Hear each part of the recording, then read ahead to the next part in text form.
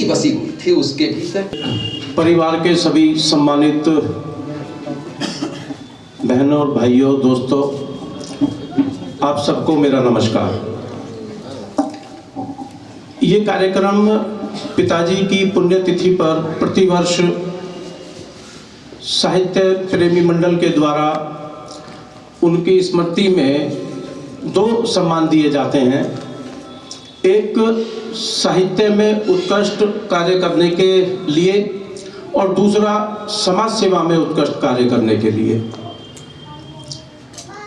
ये निरंतर हम प्रतिवर्ष इस कार्यक्रम को करते हैं। आप सब लोगों का सहयोग मिलता है, आप सब लोग इसमें सहभागी बनते हैं। आप सभी का बहुत बहुत धन्यवाद। आज का जो आयोजन है इसमें साहित्य के क्षेत्र में जो सम्मान दिया जा रहा है वह श्री बलबीर सिंह करुण जी, जिन्होंने लगभग 65 वर्ष साहित्य को दिए हैं, जिन पर रिसर्च हुआ है तो 12 पीएचडी हुई हैं, 35-40 किताबें लिख चुके हैं। मैं समझता हूँ ऐसे व्यक्ति को सम्मान देकर, जो हम पिताजी के नाम से सम्मान देते हैं, सम्मान भी सम्मानित होता है। आप एक बार जोरदार तालियों से स्वागत करें। मैं आपका बहुत बहुत धन्यवाद करता हूँ। आपने हमारे आग्रह को स्वीकार किया और अभी 90 वर्ष के आसपास आयु में आकर और राजस्थान से चलकर आप यहाँ आए, आपका बहुत बहुत धन्यवाद। दूसरा, समाज सेवा में जो हम सम्मान देते हैं उसके लिए प्रीतम सिंह जी, प्रियतम जी, आप इस क्षेत्र के लोग सभी भली भांति जानते हैं कि उनका साहित्य में, योग में, भाषा में बहुत बड़ा योगदान रहा है। आप भी लगभग 90 वर्ष की आयु के आसपास हैं, तो हमारी संस्था इस बात का भी ध्यान रखे, एक पांव से दूसरा भी साथ दे तो और बात है। तो हम दोनों का साथ बना रहे आज इस कार्यक्रम में, क्योंकि संचालन डॉक्टर प्रवीण शुक्ल जी को करना था, तो उस स्थिति में सबसे पहले मुझे काव्य पाठ करना था। मंच का सबसे छोटा कवि होने के नाते अब संचालन की जिम्मेदारी आ गई है, तो मैं आमंत्रित करना चाहता हूं सबसे पहले आज के उस सबसे युवा व्यक्तित्व को जो उम्र में हो सकते हैं, हम सब में बड़े हों, लेकिन मन से, तन से, उमंग से, हर तरह से वो चिर युवा है। आदरणीय श्री प्रीतम सिंह प्रियतम जी, जिनका स्नेह आशीष हमेशा मिलता है और वो लगातार योगा के माध्यम से, सामाजिक कार्यों के माध्यम से हर जगह पहुंचने का उनका प्रयत्न रहता है जहां बुलाया जाता है। मैं उनसे निवेदन करूंगा कि वो मुझे कोई जब कभी सम्मान देता है, साहित्य प्रेमी मुझे कोई जब कभी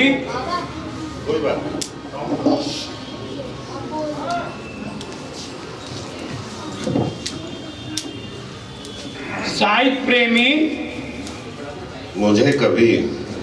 मुझे कोई जब कभी सम्मान देता है, रजनी निहित अंतरतम को प्रियतम मान लेता है। क्या बात है, वाह वाह। समाज रत्न जैसे शब्दों से मुझे पैगाम देता है, समाज रत्न जैसे शब्दों से मुझे पैगाम देता है। मुझको लगता है कुछ ऐसा वो मेरा इम्तिहान लेता है। वाह वाह वाह वाह वाह वाह वाह वाह।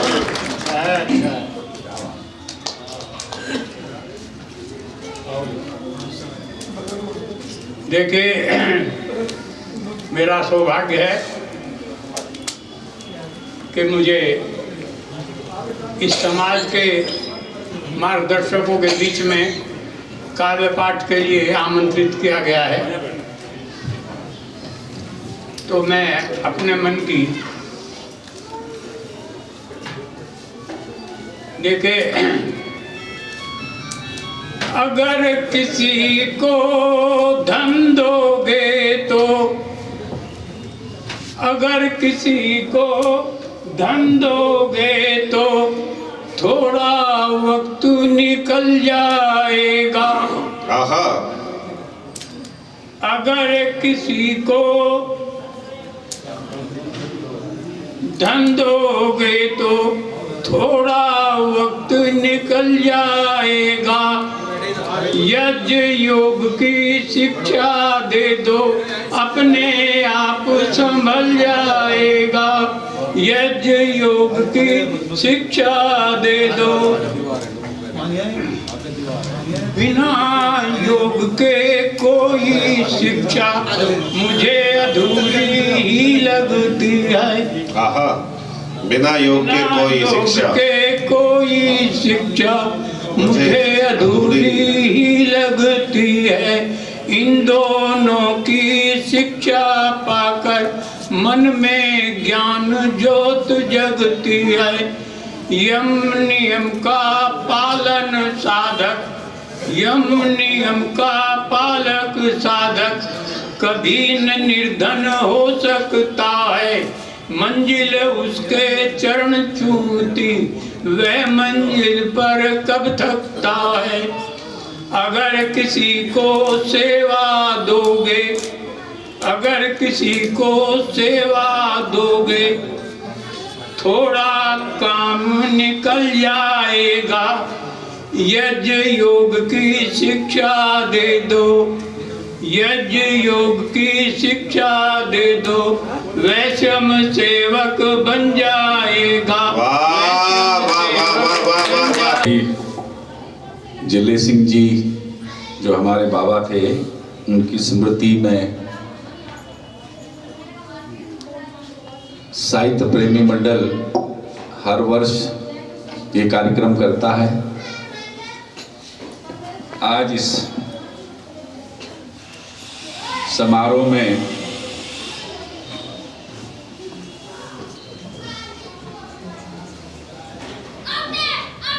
कविवर बलबीर सिंह करुण जी को काव्य संध्या के मौके पर उन्हें आज सम्मान दिया जा रहा है। उनको साहित्य में एक लंबी पारी उन्होंने खेली है और उनका धन्यवाद और अभिनंदन इसलिए कि उन्होंने इतनी दूर राजस्थान से अपने गांव से दिल्ली तक का सफ़र तय किया। हम उनका जोरदार तालियों से अभिनंदन करना चाहते हैं। आज की इस सभा के समारोह की अध्यक्षता कर रहे हैं रामचरण जी साथी, जो वरिष्ठ कवि हैं, साहित्यकार हैं।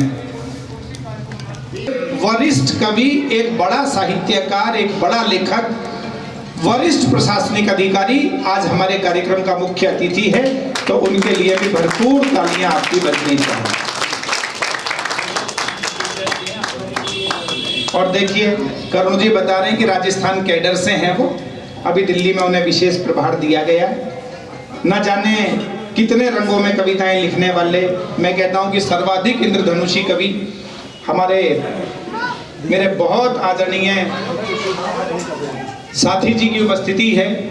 हम सबके प्रेरणा स्रोत, प्रेरणा पुंज त्यागी जी, राकेश गर्ग जी, और हमारे पीलवान साहब कहाँ चले गए हैं, राजवीर पीलवान जी, मैं उनका भी बहुत स्वागत करता हूं। और एक और महनीय विभूति यहाँ उपस्थित है, मैं आग्रह करूंगा उनसे, जिनका नाम है श्री धर्मवीर शर्मा। धर्मवीर जी अलवर से, राजस्थान से हमारे बीच पधारे हैं। बाबू जी आप मंच पर आकर स्थान लें। नहीं, मेरा आग्रह है, भारतीय जनता पार्टी के जिलाध्यक्ष अनेक न होता, चलो सन्मार्ग पर प्यारे, तो मन चंचल नहीं होता। चलो सन्मार्ग पर प्यारे, तो मन चंचल नहीं होता। बुजुर्गों की करो सेवा, यही पूजा इबादत है। बुजुर्गों की करो सेवा, यही पूजा इबादत है। बुजुर्गों की दुआओं के बिना मंगल नहीं होता। बुजुर्गों की दुआओं के बिना मंगल नहीं होता। भर सोई सोई रहती है, मैं कुछ पूछूं तो बस मुझको सीने में भर लेती है। वाह। चित्र तुम्हारा देखती रहती, उत्तर कुछ ना देती है। समझ नहीं पाता हूँ माँ को क्यों तड़पाते हो। वाह। पिताजी क्यों नहीं आते हो। बताओ क्यों। घर में एक कुंवारी बुआ है और उसने अपनी बुआ को अपनी माँ के साथ छोटी छोटी बातों पर मीठी मीठी लड़ाइयाँ लड़ते हुए देखा है, लेकिन पिछले कुछ समय से वो भी बंद है। उस चीज का उल्हाना भी वो अपने पिता से करता है। क्या कहता है? बुआ को देखो अब वो माँ से बिल्कुल भी नहीं लड़ती है। मेरी शरारत पर भी मुझको वो थप्पड़ नहीं जड़ती है। राखी वाले दिन जाने क्यों फपक फपक कर रोई थी। रोते रोते आंख सुजाली भूखी ही जा सोई थी। अभी जाओ अब तो कितनी राह दिखाते हो। वाह। पिताजी क्यों नहीं आते हो। बताओ क्यों नहीं आते हो। ये 3 बंद के बाद मुझे लगा गीत पूरा नहीं हुआ। 1.5 महीने के बाद चौथा बंद मैंने लिखा, वो मैं आप लोगों के समक्ष रखता हूँ। छोड़ आवारा गर्दी चाचा रोज खेत पर जाते हैं। पहले से भी ज्यादा ही अब मुझ पर प्यार लुटाते हैं। दादाजी बीमार बहुत हैं, घर से नहीं निकलते अब। हुक्का पीना छोड़ दिया है, नहीं किसी से मिलते अब। घर में सब हैं दुखी बहुत, क्यों समझ न पाते हो। पिताजी क्यों नहीं आते हो। बताओ क्यों नहीं आते हो। बहुत बहुत आभार। जय हिंद। तालियां प्रियतम जी हैं, उनके विचार भी आपने सुने, कविता भी सुनी। अब जिनका हम आज कविवर बलवीर सिंह करुण जी, जिनके सम्मान की ये काव्य संध्या है, उनका सम्मान करेंगे। सबसे पहले मैं एक बहुत संक्षिप्त परिचय आपको बता दूं, ताकि आपको ये पता लगे कि एक व्यक्ति अपने जीवन में कितने महनीय कार्य कर सकता है। 7 जून 1938 को गंगा दशहरा के दिन एक किसान परिवार में उनका जन्म हुआ। गुरुकुल से उन्होंने पढ़ाई पूरी की और प्रवेश भैया बचपन से ही उन्हें 2 शौक थे। एक खेत में खुद बैलों के साथ हल चलाने का और दूसरा कुश्ती लड़ने का। तालियां बजाइएगा। देखिए,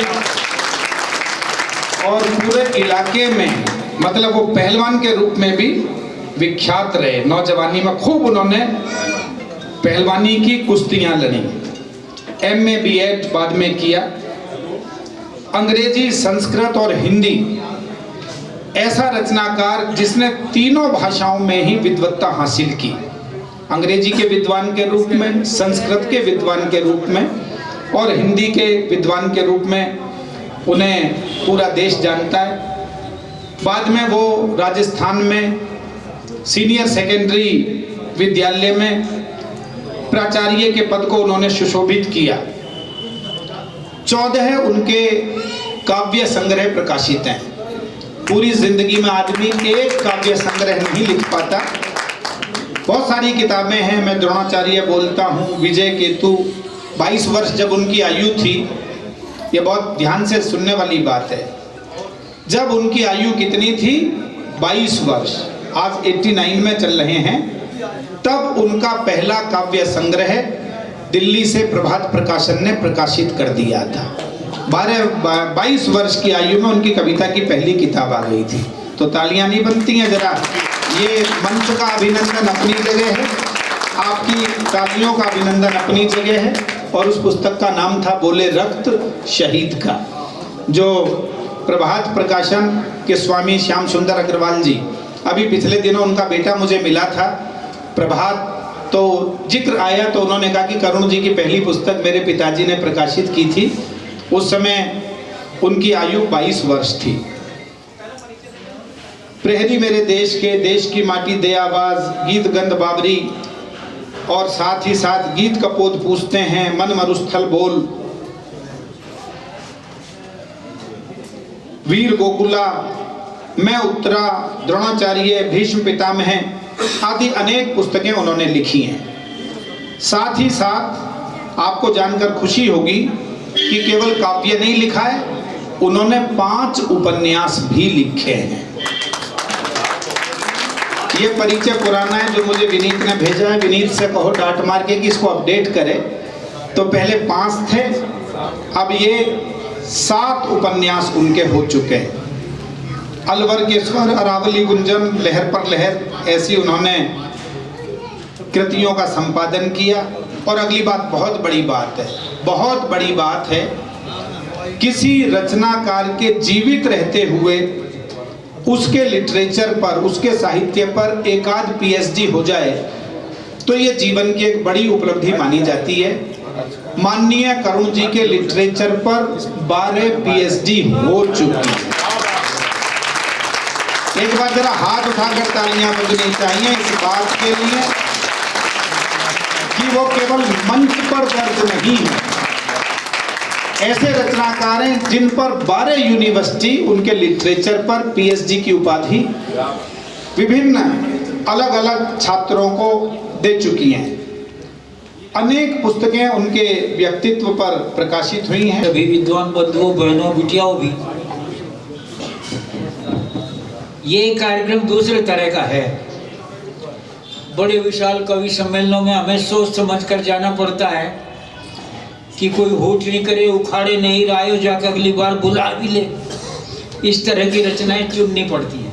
यहाँ के लिए मैंने एक छोटी सी सूची बनाई कि मुझे यहाँ क्या पढ़ना, चुने हुए श्रोताओं के सामने जोड़ने के लिए ही केवल बात करता हूँ। आचार्य धर्मेंद्र जी ने, उनके पिताश्री का आशीर्वाद मुझे तो मिला ही, पर जो धर्मवीर जी यहाँ आए हैं, रामचंद्र वीर जी, उन्हीं के घर ठहरा करते थे पहले। और आचार्य धर्मेंद्र तो मुझसे छोटे थे। सामने तो हम आचार्य जी नमस्ते, करुण जी नमस्ते करते, अकेले होते ही फिर अपने दुख सुख की बातें बतलाने लगते थे। उन्होंने एक बार मुझसे कहा कि आपकी उम्र इतनी हो गई, ये वीररस तीर तलवारी लिए फिरते रहते हो, लेकिन कुछ और भी तो उम्र रही होगी, उसमें क्या कुछ किया, वो तो मैं नहीं सुनाऊंगा, लेकिन पहले उम्र पर ही 4 लाइन सुनाता हूँ जिससे आप जुड़ जाएं। धड़कनी बढ़ी, घबराया तो नहीं, है काम वही, धड़कनी बढ़ी, घबराया तो नहीं, पलकें ही झुकी, शर्माया तो नहीं। वाह, अब तक तो जवानी ही बहुत बाकी है मेरी, खुशबू ने सही मुरझाया तो नहीं। वाह वाह वाह वाह वाह। तो केवल उम्र की बात रही। मैंने एक तय करके निकला, क्योंकि जिस देशभक्ति के विश्वविद्यालय से मैं निकला हूँ, माननीय ठेंगड़ी जी ने जिसे राष्ट्रभक्ति का विश्वविद्यालय और हनुमान अखाड़ा भी कहा था राष्ट्रीय स्वयंसेवक संघ को, मुझे कोई संकोच नहीं बल्कि गर्व है कि 1960 में उसकी ओटीसी 1 महीने की करने में यहाँ दिल्ली आया था और अटल जी के साथ पहला काव्यपाठ उसी समय किया। उसके साथ अनेक बार उनके साथ रहा। और एक बात बताकर सीधा आगे बढ़ूंगा, ये जो बैठे धर्मवीर जी आदि और हमारे नसीब जी आदि, हमारे वरेण्य लोग, जनसंघ थाने जब कभी, मैं राजनीति में कभी नहीं गया, नहीं जाऊंगा, लेकिन भारतीय जनसंघ के पहले 6 चुनाव गीत मैंने ही लिखे थे देश में, पंडित दीनदयाल उपाध्याय के साथ। पंडित दीनदयाल उपाध्याय के साथ मुझे 17 दिन रखा गया था। जमीन पर सोना पड़ता था, रोटी खाते थे, किराया उतना ही मिलता था, 3 रुपये 32 पैसे है तो 32 ही पैसे मिलते थे। वो बताते जाते थे, भाई हर खेत को पानी, हर हाथ को काम, यह आ जाना चाहिए इस गीत में आदि आदि। वो यहाँ नहीं सुनाऊंगा, यहाँ केवल मैं साहित्य तक ही सीमित रहूँगा। मैं यहाँ से अपनी बात शुरू करता हूँ। आखिर क्यों नहीं दूसरी तरह की रचनाएं हम मंच पर सुना पाए, वहीं से बात शुरू करता हूँ अपनी बात। स्वागत। जब तक उपवन में डेरा है पतझड़ के मेहमान का, कैसे गीत सुना सकता हूँ कोई मीठी तान का। देशवासियों रे मेरे जवां साथियों रे, वाह। मेरे मन में भी आती है झूम के गजली गाने की, और मेरे मन में भी आती है ढपली उठा बजाने की। मेरा मन भी मचला करता मेहंदी महावर काजल पर, तभी गीत लिखने को कहता रस बरसाती पायल पर। लेकिन तभी दिख जाता है लोहू से लथपथ आंचल, बोरा इसी भारत माँ का तन घायल और मन घायल। वाह, लेकिन वाह वाह वाह, लोहू से लथपथ आंचल, क्या बात है। बोरा इसी भारत माँ का तन घायल और मन घायल। तभी लेखनी से कहता हूँ अंगारे बरसा दोरी, ये मेहंदी मावर काजल फेंको चंडी को आराधोरी। ये मेहंदी मावर काजल फेंको चंडी को आराधोरी। जब तक एक भी दुश्मन जिंदा मेरे हिंदुस्तान का, कैसे गीत सुना सकता हूँ कोई मीठी तान का। वाह, वाह, वाह। बहुत अच्छे। लाल बहादुर जी शास्त्री की निधन के बाद, रहस्यमयी मृत्यु के बाद, लाल किले में जो कवि सम्मेलन हुआ, मुझे नहीं पता इन नए कवियों को पता है कि नहीं। उसके बाद दुर्भाग्य देखिए, 2 कवि सम्मेलन समानांतर हुए थे लाल किले में, एक भीतर एक बाहर। गोपाल प्रसाद व्यास जी ने बाहर किया और मैं उसमें संयोग से था, इसलिए वो सारी स्मृतियां मेरे दिमाग में हैं। महाकवि दिनकर जी, श्यामनाथ पांडे और सोहनलाल द्विवेदी के सीधे शिष्यों में से मुझे गौरव है कि मैं एक छोटा सा शिष्य हूँ।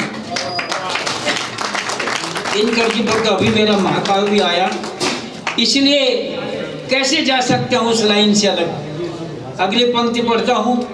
मुझे कुछ दिनों और यूं ही तुम गीत युद्ध के गाने दो, मुझे कुछ दिनों और यूं ही तुम गीत युद्ध के गाने दो। इन अर्जुन के सोए बेटों को यूं ही घूम जगाने दो, इन अर्जुन के सोए बेटों को यूं ही घूम जगाने दो।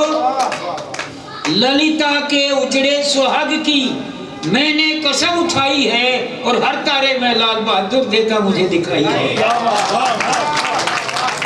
ये कुछ दिनों और यूं ही तुम गीत युद्ध के गाने दो, इन अर्जुन के सोए बेटों को यूं ही घूम जगाने दो। ललिता के उजड़े सुहाग की मैंने कसम उठाई है, हर तारे में लाल बहादुर देता मुझे दिखाई है। तो फिर कैसे महासमर का 5 जन सो जाने दूं, तो फिर कैसे महासमर का 5 जन सो जाने दूं। अलकों पलकों में गीतों को फिर कैसे खो जाने दूं, अलकों पलकों में गीतों को फिर कैसे खो जाने दूं। धरती से आकाश तलक रण घोषों का गूंजे सरगम, आंगन आंगन टैंक उगा दो, खेतों में बो दो एटम। जब तक चलन पड़ोसी बदले वर्तमान ईमान का, कोई गीत नहीं गाऊंगा तब तक मीठी तान का। देशवासी में मित्रों, आज की तारीख की तो मैं चर्चा नहीं करूंगा, कवि सम्मेलन कहाँ से कहाँ पहुँच गए, लेकिन जहाँ पहुँच गए वहाँ से एक बात शुरू करता हूँ। एक छोटी रचना और। बोलो बोलो हे प्यारे श्रोताओं, गीत कौन सा गाएं हम, कितने घटियापन पर उतरे जो सबके मन को भाए हम। अब गीत कौन सा गाएं हम, कितने घटियापन पर उतरे जो सबके मन को भाए हम। कुल वधुओं के सपने लेकर कविता आ गई सभाओं में। कविता कैसे आई थी? कुल वधुओं के सपने लेकर कविता आ गई सभाओं में, लेकिन मुजरे वाली बाई समझा तरफ निगाहों ने, लेकिन मुजरे वाली बाई समझा तरफ निगाहों ने कविता को। तुलसी ने था आशीष दिया आश्वासन सूर कबीरा ने, ये तुलसी वाला देश सखी समझाया इसको मीरा ने। ये तुलसी वाला देश सखी समझाया इसको मीरा ने, लेकिन अनुभव कुछ और रहा। हर दिशा फुहड़ माहौल मिला, लफाजी और चुटकुलों का मंचों पर ज्यादा मोल मिला। लेकिन अनुभव कुछ और रहा। हर दिशा फुहड़ माहौल मिला, लफाजी और चुटकुलों का मंचों पर ज्यादा मोल मिला। खुदकशी तलक तैयार हुई, कैसे इसको समझाएं हम। बोलो हे प्यारे श्रोता, वो गीत कौन सा गाएं हम, कितने जो सबके मन को भाए हम। बहुत अच्छे। ये दोहरे अर्थों वाली भाषा, ये नौटंकी नाटकबाजी, क्या ये बात, दोहरे अर्थों वाली भाषा, ये नौटंकी नाटकबाजी आसानी से कर सकते हैं हम भी हल्की भाषणबाजी, क्या बात, आसानी से कर सकते हैं हम भी हल्की भाषणबाजी, लेकिन पर हमें रोकती परंपरा दिनकर प्रसाद और बच्चन की, पर हमें रोकती परंपरा दिनकर प्रसाद और बच्चन की। वो गीत महादेवी वाले भविता सुमित्रा नंदन की, संस्कार भवानी भाई के, उज्ज्वलता जौहर ज्वाला की, और हर बार ठोक देती मुझको वो पावन कसम निराला। आहा, वाह वाह वाह वाह, वो पावन कसम निराला। वाह वाह वाह वाह वाह, सीने पर धरकर हाथ कहो, सीने पर धरकर हाथ कहो, क्या इन सबको ठुकराएं हम? फिर कितने घटियापन पर उतरे जो सबके मन को भाए हम। बोलो हे प्यारे सोता हो, अब गीत कौन सा गाएं हम? और मित्रों, अलग अलग दृश्यों की चीजें ध्यान में आएंगी। आजकल बहुत ज्यादा जोर है वंदे मातरम का। एक व्यक्ति ने तो ये कहा, उर्दू के बड़े शायर हैं, मैं इन बीजेपी वालों से कई बार सोचता हूँ ये संघ के संस्कार कैसे भूल गए और कितने उदार हो गए। अटल जी ने और इन बीजेपी वालों ने 2-3 ऐसे लोगों को, क्या कर दूं? कर दो।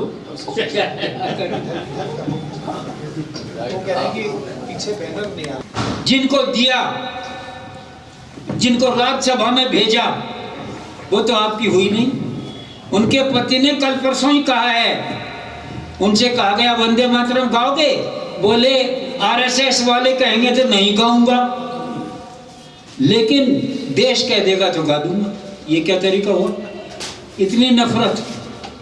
इसलिए बोल रहा हूं, एक ने ये भी कहा मेरे गले पर छुरी रख दो तो भी भारत माँ की जय नहीं बोलूंगा।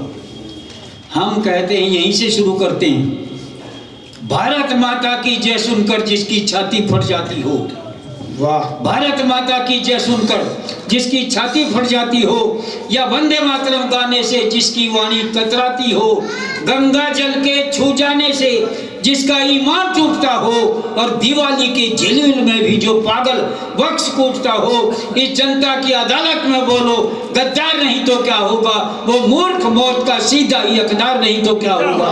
भारत माता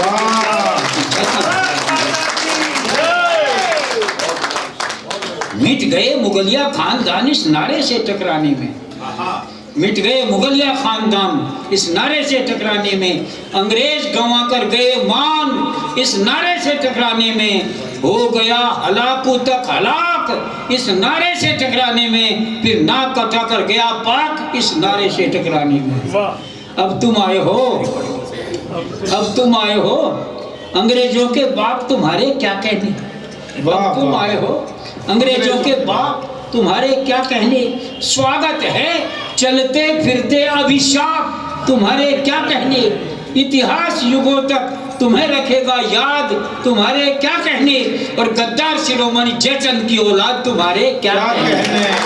वाह वाह वाह वाह, बहुत अच्छे। अब तुम आए हो, अंग्रेजों के बाप तुम्हारे क्या कहने।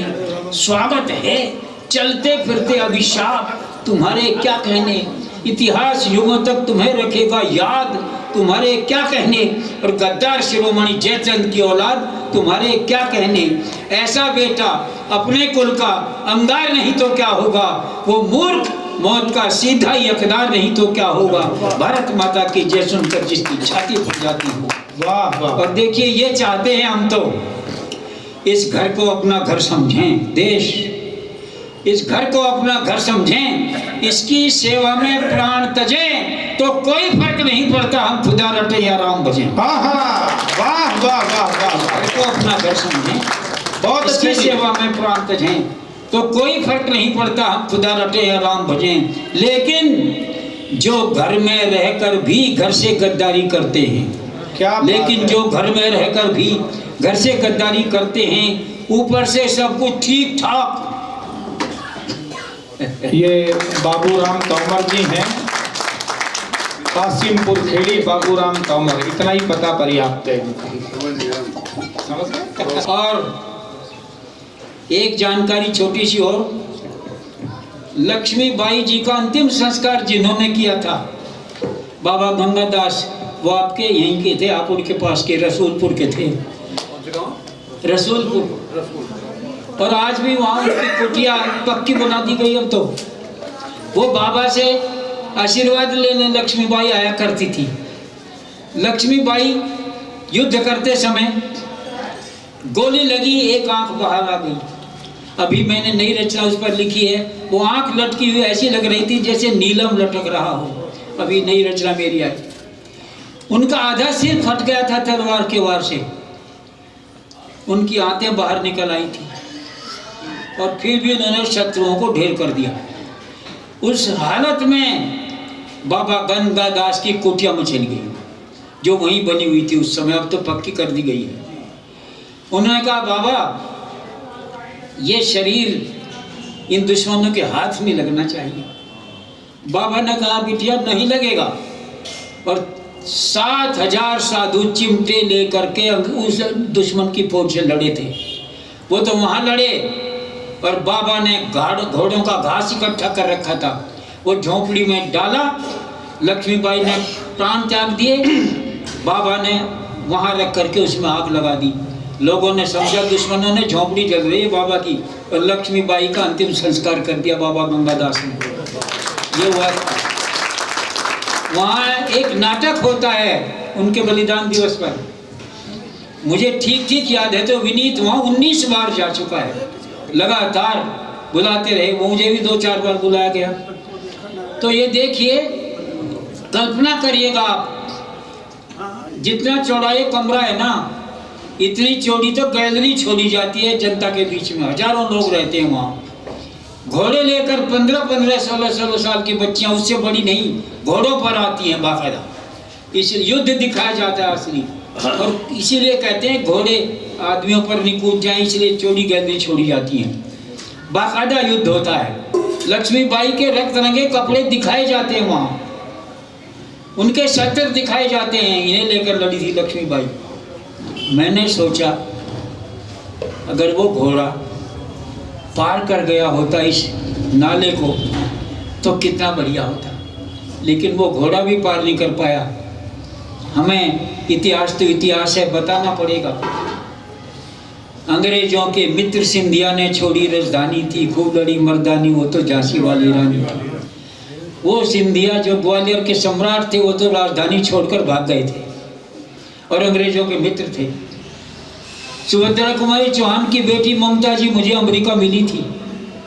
उनके पति अरविंद जी मुझे लेने आए जहाँ मैं ठहरा था। मुझे पता नहीं था वो व्यक्ति कौन है। लंबा तड़ंगा मैं तो अंग्रेजी समझा।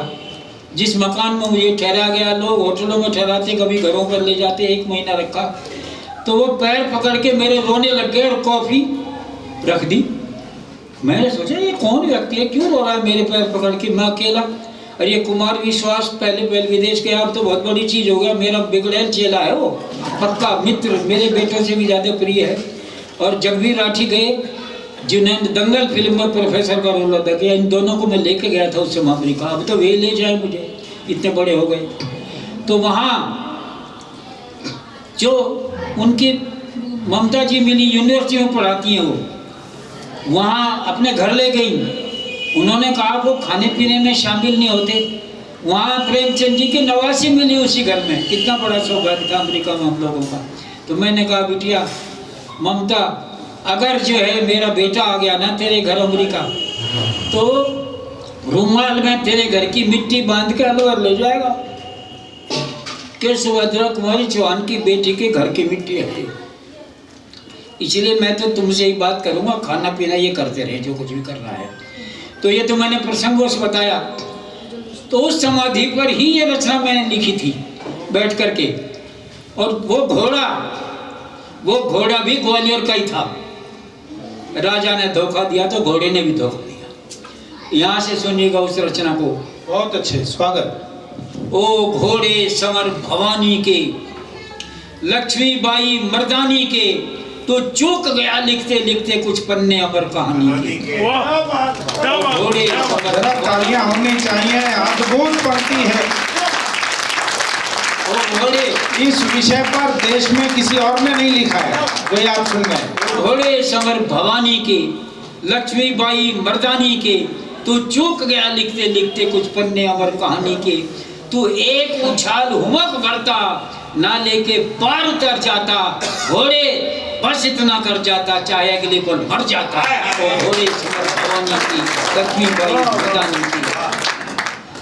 क्या उस दिन तेरी काठी पर असवार सिर्फ महारानी थी? क्या वो केवल महारानी भर थी? वाह वाह वाह वाह वाह, और भी थी वो। वाह वाह। क्या उस दिन तेरी काठी पर असवार सिर्फ महारानी थी? क्या अपना बेटा लिए पीठ पर केवल झांसी की रानी थी? क्या अपना बेटा लिए पीठ पर केवल झांसी की रानी थी? हे अश्व काश समझा होता, भारत का भाग्य पीठ पर था। ये अश्व काश समझा होता, भारत का भाग्य पीठ पर था। ओ घोड़े तू समझा होता, भावी इतिहास पीठ पर था। वाह वाह वाह वाह, समझा होता, भावी इतिहास पीठ पर था। साकार क्रांति सचमुच उस दिन तुझ पर कर रही सवारी थी।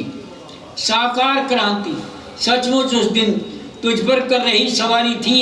ये अश्व काश समझा होता, वो घड़ी युगों पर भारी थी। अश्व काश समझा होता, वो घड़ी युगों पर भारी थी। भूचाल चाल में भर लेता, कर अपना नाम अमर जाता।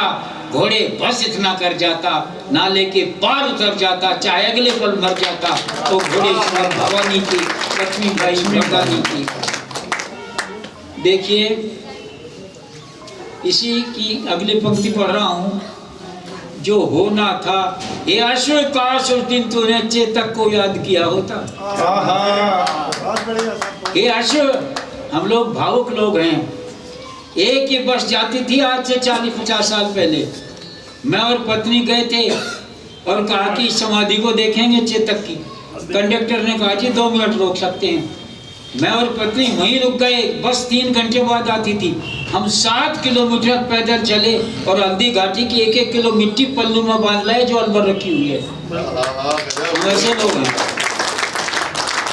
तो इसलिए बोल रहा हूँ, काश उस दिन तूने चेतक को याद किया होता। नाले पर ठिठके पाँवों में थोड़ा उन्माद भरा होता। चेतक भी यूं ही ठिठका था। दोनों में समानता भी है, अलग बात भी है। चेतक भी यूं ही ठिठका था। राणा सरदार पीठ पर था लहू लुहान थका हरा मेवाड़ी ताज पीठ पर था। लेकिन नाले के पार कूदने तक चेतक ने सांस नहीं तोड़ी। चेतक की एक टांग कट गई थी, 3 टांगों से कूदा था वो। लेकिन नाले के पार कूदने तक चेतक ने सांस नहीं तोड़ी। स्वामी का साथ नहीं छोड़ा, मेवाड़ी आन नहीं तोड़ी। स्वामी का साथ नहीं छोड़ा, मेवाड़ी आन नहीं तोड़ी। तेरे उस एक फैसले से भारत का भाग्य बदल जाता। घोड़े बस इतना कर जाता, नाले के पार उतर जाता, चाहे अगले पर मर जाता। वो घोड़े समर भवानी के। इसका अंतिम अंश देखिए, जो होना था हो गया मगर वो चुभन आज तक मन में है। वाह। जो होना था हो गया मगर वो कसक आज तक मन में है। तेरी उस झिझकन ठिठकन की वो चुभन आज तक मन में है। ये नाले तू ही कुछ करता।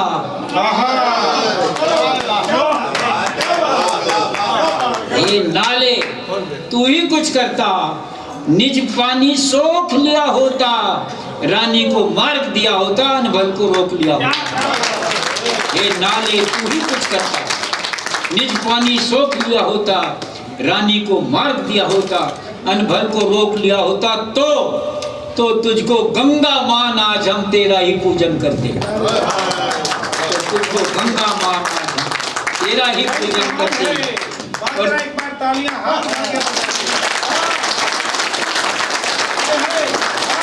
ये नाले तू ही कुछ करता। निज पानी सोख लिया होता, रानी को मार्ग दिया होता, अनभल को रोक लिया होता।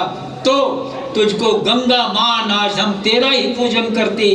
तेरे जल के छींटे लेकर हम अपने तन पावन करते। तेरे जल के छींटे लेकर हम अपने तन पावन करते। पल भर के एक फैसले से भावी का लेख बदल जाता, घोड़े बस इतना कर जाता, नाली के पार उतर जाता, चाहे अगले पल मर जाता, तो घोड़े सवार भवानी की लक्ष्मीबाई मर्दानी। ये तो ये हुआ मित्रों। कुछ चीज़ें ऐसी हैं जो मैंने यहाँ के लिए चुनी। मेले ठेले में तो बहुत गाते बजाते फिरते हैं, और मेरा बहुत ही डरते डरते राम जी से घबराते हुए निवेदन है, कुछ विषय तो ऐसे ही हैं जो अभी तक तो किसी ने लिखे नहीं, अभी तक तो मैं अकेला ही हूँ उन विषयों को छूने वाला। ये जो रचना पढ़ रहा हूँ ये भी ऐसी ही है।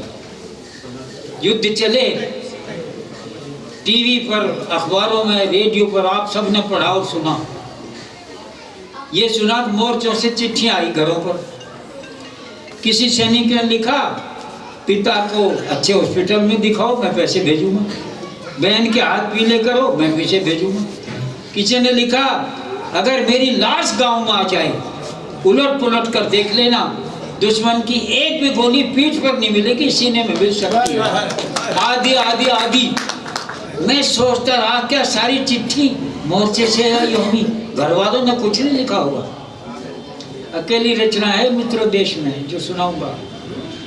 मेरे ध्यान में आया, एक बूढ़ी माँ है उस सैनिक की जो मोर्चे पर है। उस बूढ़ी माँ के साथ एक छोटी सी बहन भी है, छोटी है अभी वो। उसकी पत्नी भी है जिसकी गोद में दूध पीता बच्चा है। बूढ़े पिता भी हैं घर में, और वो अम्मा सबकी तरफ से मोर्चे पर बैठे अपने बेटे को एक पत्र लिखती है। वाह, ये अनोखा ही पत्र है, अकेला ही है ये देश में अभी भी। वही प्रस्तुत कर रहा हूँ आप। क्या बात है। अम्मा ने खत लिखा, चाव से पुत्र न मेरा दूध ले जाना। हमारी माताएं रोते पीटते लिखती। अम्मा ने खत लिखा, चाव से पुत्र न मेरा दूध ले जाना, तो 1 इंच पीछे मत हटना, इंच इंच चाहे कट जाना। वाह वाह वाह वाह। अम्मा ने खत लिखा, चाव से। घर परिवार कुशल है बेटा, गांव गली में मंगल है। घर परिवार कुशल है लाला, गांव गली में मंगल है। द्रास कारगिल की घटना से कदम कदम पर हलचल है। ज्वालामुखी दिलों में धधके, आंखों में अंगारे हैं, और यहाँ अर्थीयों के पीछे भी जय भारत के नारे हैं। वाह वाह वाह वाह। द्रास कारगिल की घटना से कदम कदम पर हलचल है। ज्वालामुखी दिलों में धधके, आंखों में अंगारे हैं, यहाँ अर्थीयों के पीछे भी जय भारत के नारे हैं। ये केवल खत नहीं लाडले, ये केवल खत नहीं लाडले, घर भर का संदेश समझ, इसके हर अक्षर के पीछे तेरा पूरा देश समझ। वाह वाह वाह वाह वाह। तेरा पूरा देश समझ। धवल बर्फ की चादर पर तू लोहू से जय हिंद लिखाना, और 1 इंच पीछे मत हटना, इंच इंच चाहे कट जाना। अम्मा ने खत लिखा, चाव से। इसका प्राण पढ़ता हूँ मित्रों। एक चिट्ठी और सारा घर। छुटकी छोटी बहन, छुटकी ने राखी रख दी है इसमें बड़े गुरूर से, और बहू ने वंदे मातरम लिखा है सिंदूर से। वाह वाह वाह वाह वाह वाह। छुटकी ने राखी रख दी है इसमें बड़े गुरूर से, और बहू ने वंदे मातरम लिखा है सिंदूर से। मेरे पोते ने चूमा है इसको बड़े दुलार से, इसीलिए खत महक रहा है चंदन की महकार से। क्या बात है। जरा तालियां जरा बिना कहे भी बजाइए। मैंने कहा है कि ये अविस्मरणीय काव्य सुन रहे हैं। छुटकी ने राखी रखी है इसमें बड़े गुरूर से, और बहू ने वंदे मातरम लिखा है सिंदूर से। मेरे पोते ने चूमा है इसको बड़े दुलार से, इसीलिए खत महक रहा है चंदन की महकार से। और बूढ़ी अम्मा लिखती है, मेरी बूढ़ी छाती में भी दूध झलक आया बेटे, और गोंद की जगह उसी से इसको चिपकाया।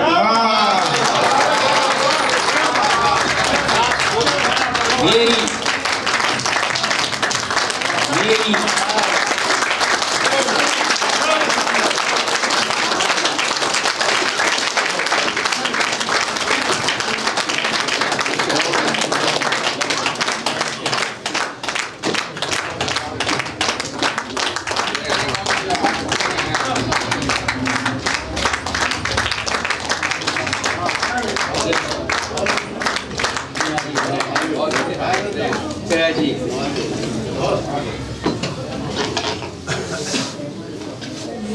हाँ हाँ, मेरी बूढ़ी छाती में भी दूध छलक आया बेटे, लेकिन लोग मिसालें देते उन प्रणवीरों मर्दानों की, लेकिन लोग मिसालें देते उन प्रणवीरों मर्दानों की, उनके द्वार खुले थे हरदम, तुम ही कुछ संकोच कर गए। उनके द्वार खुले थे हरदम, तुम ही कुछ संकोच कर गए, फिर भी वे तो खुली गठरियां चौराहों के बीच धर गए। फिर भी वे तो खुली गठरियां चौराहों के बीच धर गए। और अंतिम में पढ़ रहा हूँ, जिसकी जो इच्छा हो ले ले, जिसकी जो इच्छा हो ले ले, अंगीकार करे या खेले, अमृत चखना और बात है, गरल गटकना और बात है। अमृत चखना और बात है, गरल गटकना और बात है, महंगा बिकना और बात है, अच्छा लिखना और बात है। मेरे ख्याल से अब तो मुझे चुप ही हो जाना चाहिए। ठीक है, मैं चाहूँगा कि एक बार जरा तालियां भरपूर बजा दीजिए। देखिए हमारे प्रवेश जी ने कहा है कि ऐसा अद्भुत काव्य पाठ, और ये कहाँ हमारे कैमरे वाले भैया चले जाते हैं, ये तालियां जरूर नोट करो। अध्यक्ष जी अभी आएंगे, थोड़ी देर का कार्यक्रम और शेष है, जाना नहीं है किसी को भी, उसके बाद में जलपान की भी व्यवस्था रहेगी। थोड़ी देर बैठिएगा, थोड़ी देर अभी बहुत विशेष है, हमारे मुख्य अतिथि जी का उद्बोधन हमें सुनना है, और फिर अध्यक्ष जी है, और फिर साहित्य प्रेमी मंडल ने साहित्य की संस्कृति को सम्मान देते हुए, अपनी संस्कृति की विरासत को साझा करते हुए एक काव्य गोष्ठी का आयोजन किया है और काव्य के पुरोधाओं को सम्मानित भी किया है।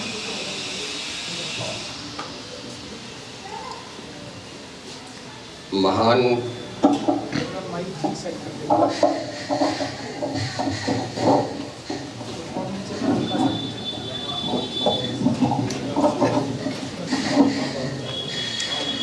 महान कवि अपनी रचना से अभिभूत और आप्लावित कर जाते हैं। कुछ होता ही होगा, साहित्य व्यक्ति को प्रेमी बना डालता होगा, या जो प्रेमी होते होंगे वे साहित्य सृजन करने ही लगते होंगे। क्या बात है, क्या अनुप्रास अलंकार का प्रयोग है, वाह वाह। दो आयाम है। सामान्य तौर पर मंच पर कविताओं के विविध आयामों में से दो की छटाएं सबसे ज्यादा बिखरती हैं। एक तरफ प्रेम होता है और दूसरी तरफ देश प्रेम। एक तरफ कोकिला का पंचम स्वर होता है, दूसरी तरफ पांचजन्य का शंखनाद गूंजता है। साहित्य क्या करता होगा, बड़ा चुन के शब्द रचा गया।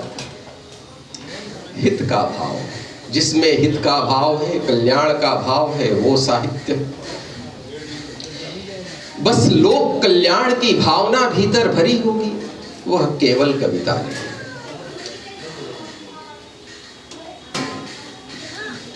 मंच के कार्यवाहक कहे जाने वाले संचालक ने कहा कि साहित्य आत्मा का सौंदर्य है, वह संवेदनाओं का संवाहक है।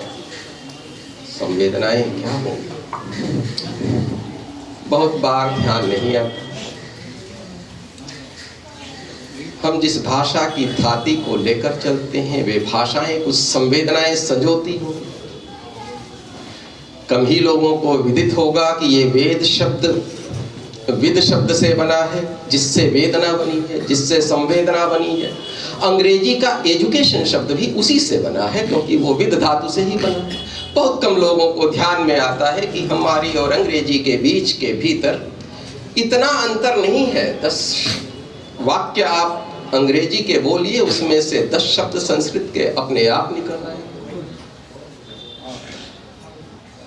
ग्रीक भाषा में मैटर है, संस्कृत में मातर है, फारसी भाषा में मादर है, अंग्रेजी में मदर है, पीटर है ग्रीक भाषा में, पितर है संस्कृत में, पिदर है फारसी भाषा में, पितर है भ्रातर है संस्कृत में ब्रदर है, अंग्रेजी में बिरादर है फारसी भाषा। दुहितर है संस्कृत में, दुख्तर है फारसी में, डॉटर है अंग्रेजी में।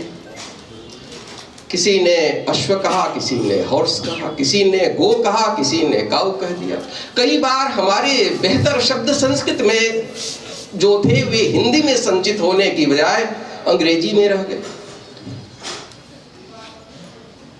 वृष शब्द हम अब हिंदी में प्रायः प्रयुक्त नहीं करते, बैल शब्द का प्रयोग कर लेते हैं। बुल शब्द भी अंग्रेजी में है, ऑक्स भी है, वृष का ही उच्चारण। बोर शब्द है, वराह शब्द का ही उच्चारण है। हम माउस कहते हैं, कोई मूस कहता है, कोई गो कहता है, काऊ कहता है, एक ही शब्द के उच्चारण। अंग्रेजी इतनी भी अंग्रेजी नहीं।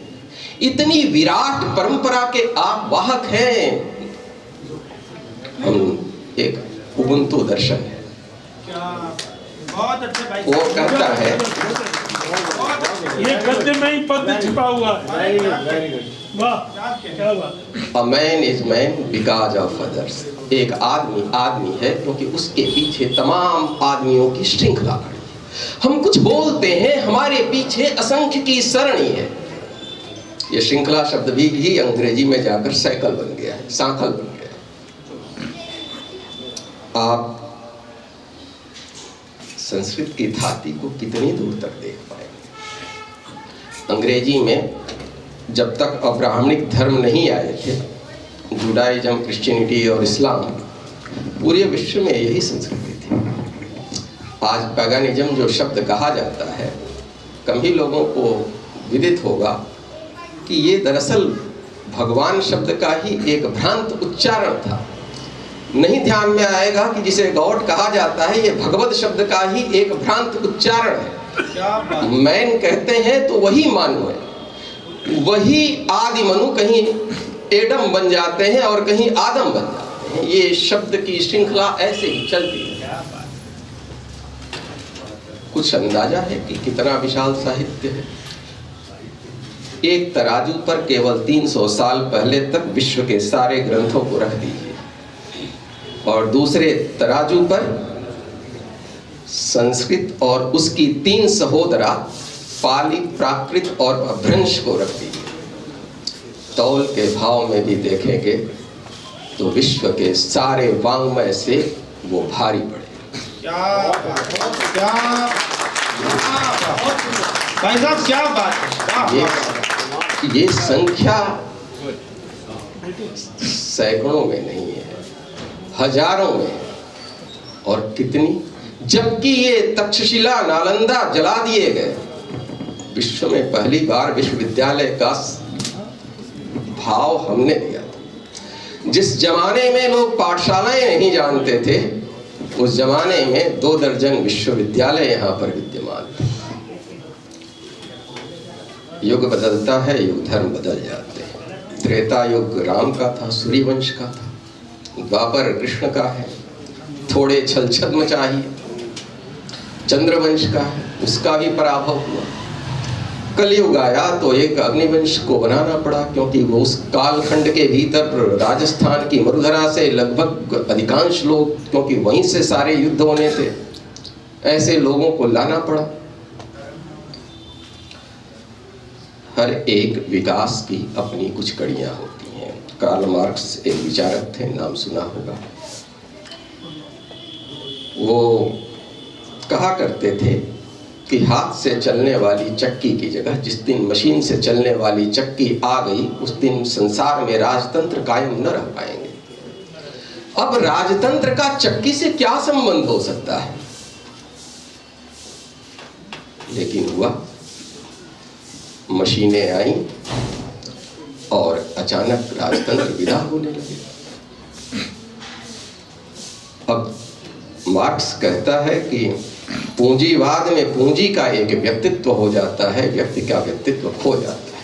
आप चाह कर भी इसके भीतर वो पुरानी मर्यादाएं संचित रख पाए, वे गौरव स्थापित कर पाए, ये संभव ही नहीं होगा। अब वो युग है जहां सोने से मुलम्मा ज्यादा चौंकेगा। आप थोड़े पीछे लौटते हैं। हर पीढ़ी का अपना संघर्ष है। मेरे पिता का संघर्ष मेरा संघर्ष नहीं रहा। एक पशु और मनुष्य के बीच में छोटा सा फासला है। पशु पशु रह गया क्योंकि उसने हर बार वहीं से प्रारंभ किया जहां से उसके पिता ने किया। मनुष्य पशु से मनुष्य बन गया क्योंकि हर बार उसने वहां से प्रारंभ किया जहां पशु ने समाप्त किया था, जहां पिता ने समाप्त किया था। बिल्कुल बिल्कुल आगे चलो। हम ज्ञान की खाती लेकर आए। इस असंख्य सरणी के भीतर मैं साहित्य के दो सिंहों को देख रहा था, वाह। बलवीर सिंह जी और प्रीतम सिंह जी। ये साहित्य ही है जो सिंहों को भी करुण और प्रियतम बना देता है। बहुत अच्छे। वाह, वाह, वाह। बहुत अच्छे मुख्य अतिथि। क्या बात, क्या बढ़िया बात कही। वाह वाह वाह वाह। वियोगी होगा पहला कवि, लेकिन कई बार शोक में भी कविता निकल आती है। मानितात् प्रतिष्ठां त्वमगमः शाश्वती हि क्षमा यत् क्रौंच मिथुनादेकम अवधीह काम मोहितम। पहला कवि जो वाल्मीकि आदि कवि के रूप में आए, कोई अपना प्रेम न था। करुणा छलक आई थी कि ये क्रौंच, ये हंस जैसे पक्षी कितने प्रेम में थे और तुमने निषाद उन्हें मार डाला। और एक भक्ति की धारा प्रवाहित हो गई। एक ऐसा महाकाव्य रचा गया। हम बहुत से जीवों से होकर निर्मित हुए हैं। मनुष्य ने अब तक असंख्य जीव पाले, लेकिन 4 जीवों ने मनुष्यों को बदल कर रख दिया। सबसे पहले उसके जीवन में श्वान आया, जिसे ग्राम सिंह कहकर श्री बलवीर सिंह जी ने उद्बोधित किया। भेड़िए की संतान थे। भेड़िए और सियार के बीच में कहाँ मंगोलिया से चंगेज खान और कहाँ मैसिडोनिया से अलेक्जेंडर ये भारत की धरती तक पहुंच जाते हैं, तो ये कभी ऊंट पर चढ़कर, हाथी पर चढ़कर, किसी बैलगाड़ी पर चढ़कर नहीं आ सकते। युद्ध के लिए अश्व चाहिए। और जिस दिन और पूरा 5000 साल, 50,000 से ज्यादा युद्धों का इतिहास है। एक एम्ब्रोस बायर्स नाम का विचारक था। वो कहता था कि राज्यों के लिए कोई शांति के काल नहीं होते, या तो युद्ध के कालखंड होते हैं या युद्धों की तैयारी के कालखंड होते हैं। वाह वाह वाह। और जिस दिन जेम्स वाट ने इंजन की खोज की, अचानक घोड़े निरर्थक हुए और पूरे विश्व से राजतंत्र विदा हुए। कैसे कड़ियां जुड़ती हैं हम समझ ही नहीं पाते। कैसे कौन सी धारा जोड़कर चली जाएगी, ये कई बार बहुत बाद में हमें पता चलता है। सही बात। वेद मैंने देखा, अच्छा लगा। जब पूजन हो रहा था, जब तिलक लगाए जा रहे थे, वैदिक मंत्र के पाठ हो रहे थे, कई बार हम लोग उनके ठीक से अर्थों को उस रूप में नहीं जानने की, जांचने परखने की कोशिश करते। 2 पीढ़ियों के संघर्ष की बात की करुण जी ने। स्वस्ति नः इंद्रो वृद्धश्रवा स्वस्ति नः पूषा विश्ववेदा। क्या कहने की कोशिश। इंद्र तो मायावी है, अप्सराओं के साथ रहने के लिए है, लेकिन नहीं, वृद्धों के सुनने वाले हैं, इसलिए पूजा करता हूँ, उनके स्वस्ति की कामना करता हूँ। उस विश्व पूषा की करता हूँ जो विश्व को जानने वाले हैं, विश्व का ज्ञान उनके पास, अनुभव अपनी एक थाती संजो के रखता है। बहुत अच्छे। लगता होगा कि वेद में सब कुछ तो कुछ धर्म ही होगा। बड़ा मेरा जीवन थोड़ा भिन्न है। मैं दर्शन का विद्यार्थी ठहरा। साहित्य का आयाम भावना का है। साहित्य शब्द का सारथी है। लेकिन जो आत्मा तो है वो तो भाव में बसती है। शब्द कुंदन है लेकिन भाव उसमें चंदन का भाव बनता है। साहित्य समाज का दर्पण है, ये बड़ी पुरानी उक्ति है और दोहराई जाती नहीं। साहित्य केवल दर्पण बनकर रह जाएगा तो अखबार बन जाएगा। समाचार पत्र चाय की चुस्की के साथ पढ़ा जाता है और उसके समाप्त होने के साथ ही बिसरा दिया जाता है। कालजयी रचना वहां नहीं रची जा सकती। साहित्य दर्पण से ज्यादा दर्शन होना उसका आदर्श होता है। बहुत कम लोगों को विदित होगा कि आदर्श शब्द का अर्थ भी दर्पण ही था। आसमंतात दृश्यते इति आदर्शः इति दर्पणः शब्द था कि जिसके सामने खड़े होके अपने को देख सके। अरे चांद आकाश में है, छू नहीं सकते, लेकिन वो हमें मोहित करता है, सम्मोहित करता है, हम में आकाश की अभिप्सा जगा देता है, कुछ उन्नत करने का भाव जगा देता है। कैसा होना चाहिए साहित्य? ऐसा लगे कि परिव्राजक बन गए, कुछ यायावर की तरह कुछ हिजरत कर गए, जहां थे उससे कुछ उन्नत हो गए, गए तो कुछ थाती लेकर गए, कुछ निधि लेकर गए। बहुत अच्छे, बहुत अच्छे, वाह वाह वाह, बहुत अच्छी बात कही। एक साहित्य डाकिया है, क्या बात, लेकिन बड़ा मधुर डाकिया है। अगर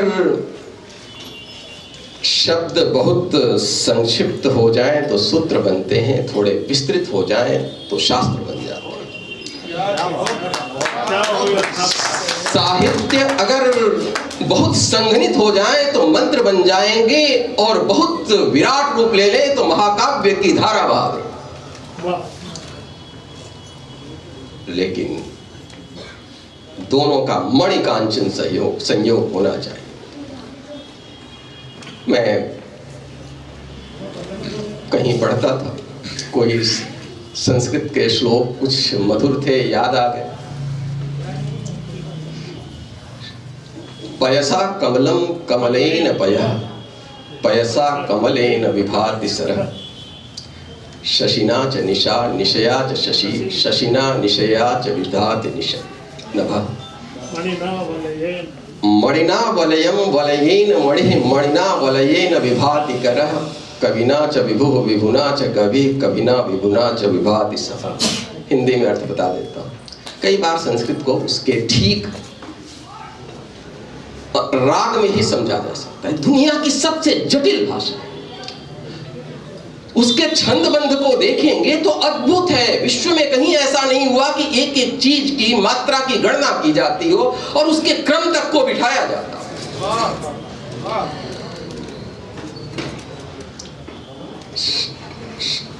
पयसा कमलम, जल से कमल की शोभा है, कमल से जल की शोभा है, दोनों मिलकर सरोवर की शोभा को बढ़ाते हैं। रात से शोभा चांद की है, चांद से रात की, दोनों मिलकर आकाश की शोभा बढ़ाते हैं। मणि से शोभा कंगन की है, कंगन से शोभा मणि की, दोनों हाथ की शोभा बढ़ाते हैं। कवि से शोभा राजा की है, राजा से कवि की, और दोनों मिलकर सभा की शोभा बढ़ाते हैं।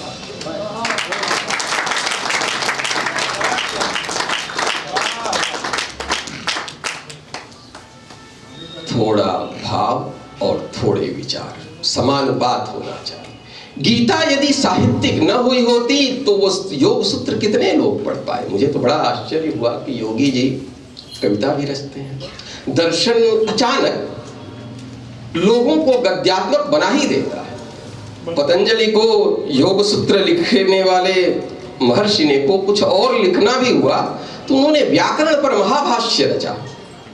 चाहते तो कोई साहित्य भी रच सकते थे, क्योंकि मनुष्य बड़ा बौद्धिक हो जाता है और जैसे जैसे बौद्धिक होता है वैसे वैसे इन सारी चीजों के जो शब्दों के प्रवाह हैं उनसे मुक्त होने लगता है। मैं दर्शन पढ़ता था, बहुत कम लोगों को विदित होगा कि जो सत्यम शिवम सुंदरम हम कहते हैं मूलतः संस्कृत का वाक्य न था। हमारे सच्चिदानंद शब्द का जब ग्रीक भाषा में ग्रीक देशों के भीतर प्रसार हुआ तो वहां से लौटकर the truth the beauty the good के रूप में वो आया और फिर भारत में रविंद्रनाथ टैगोर ने उसे सत्यम शिवम सुंदरम के रूप में रूपांतरित कर दिया।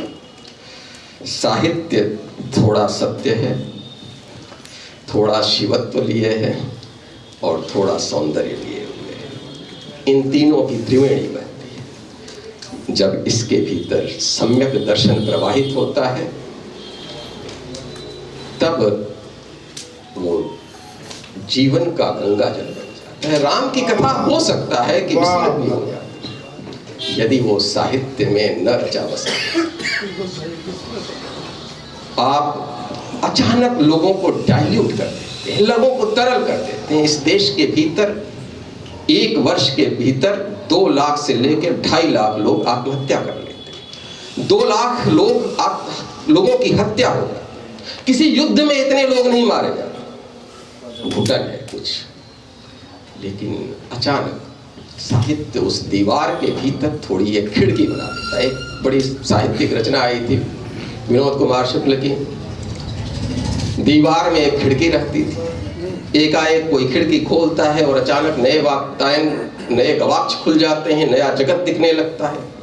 किसी व्यक्ति के भीतर जरा सा घुटन हो, उसे कह दीजिए कि तू अपने मन का गीत गा ले।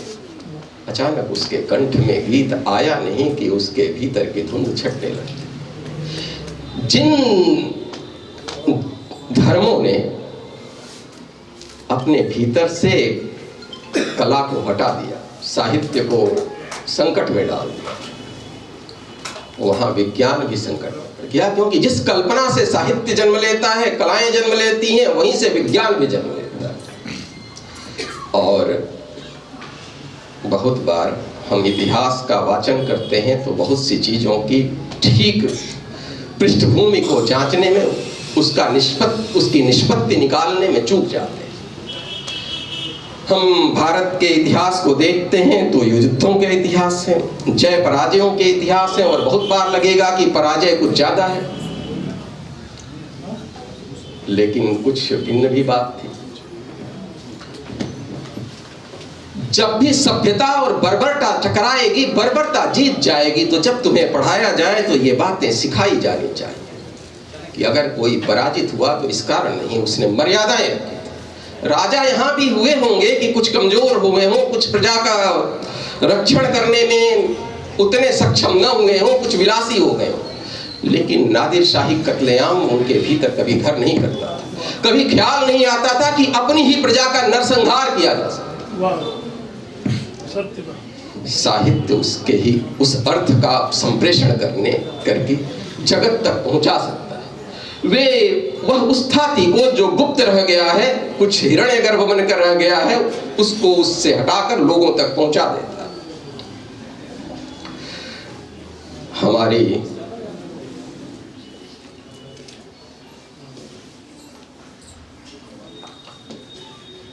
कह दो समय बहुत हो गया है। बहुत अच्छा बोल रहे हैं। 2 घंटे तक की फिल्म आपको लोग नहीं देखते। 5 घंटे का समय बहुत बड़ा समय हो जाता है। एक बड़ा प्रसिद्ध विचारक था, उसका नाम था फ्रेडरिक नीत्शे। दसस्क्वेक जरथुस्त्रा नाम से उसने एक किताब लिखी है। उसमें कहा है, कवि सम्मेलन जहाँ पहुँच गया है, अब मैं इस भाव में हूँ पाठक जी कि जहाँ आपने ये विचार पहुँचा दिया है, यदि उसके आसपास ना पहुँच सकूँ तो बहुत नीचे भी हम ना आने की कोशिश करें। ये कविता है जिसका शीर्षक है बीच की यात्रा। ये कविता बीच की भी यात्रा है और जीवन की भी यात्रा है। एक बात देखिए आपने, ये माइक यहाँ लग रहा था तो पाठक जी उसको इधर ले आए, इधर ले आए। ये सहज बात नहीं है, उसको समझना जरूरी है।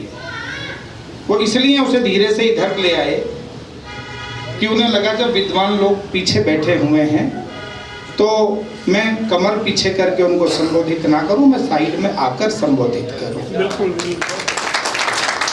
कहा किसी से नहीं, पर ये संवेदना भीतर भीतर चलती है, पकड़ना आवश्यक है।